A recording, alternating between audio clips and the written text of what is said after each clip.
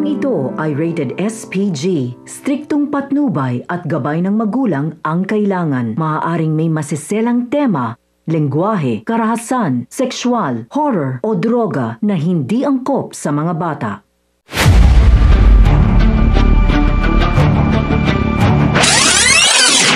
Mga kapamilya, sinabi nga ng mga kaibigan ni Tanggol na hanggang ngayon ay ayaw nilang patayin ang mga Red Phoenix. Hindi umano nila kaya. Dahil kahit naman daw puro sila katarantaduhan noon, ay hindi naman sila mamamatay tao. Ngunit sinabi nga ni Tanggol na wala na silang pamimilian dahil pag hindi nila pinatay ang Red Phoenix, sila Ben at Oweng ang babalikan ni Espinas. Kaya naman dito, wala na umano silang magagawa.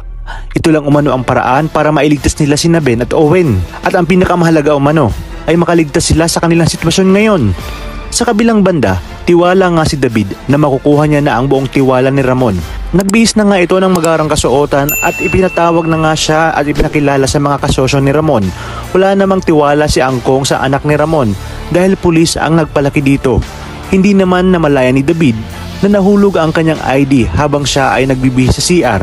Kaya naman pag may ibang nakakita dito ay siguradong mabubuko na ito. Lalo na at ito ang ID na kanyang eskwelahan.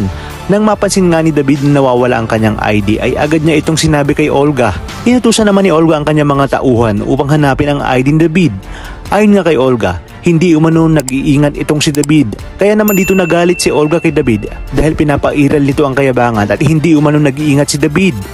Samantala makikita naman ni David ang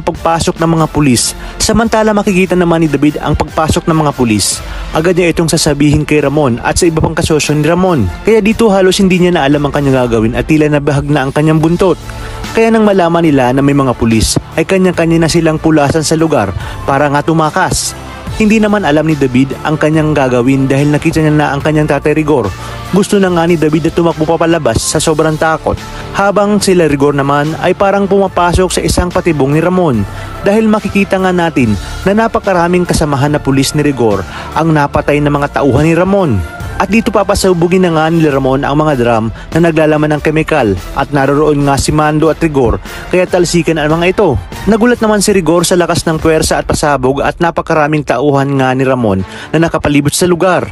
Sa inyong palagay, tutulungan kaya ni David ang kanyang tatay Rigor dahil makikita nga niya na nasa alanganin ang buhay nito o paiiralin niya ang kanyang takot dahil sigurado siyang papatayin siya ni Ramon kapag nalaman nito na nagpapanggap lang siya na anak nito.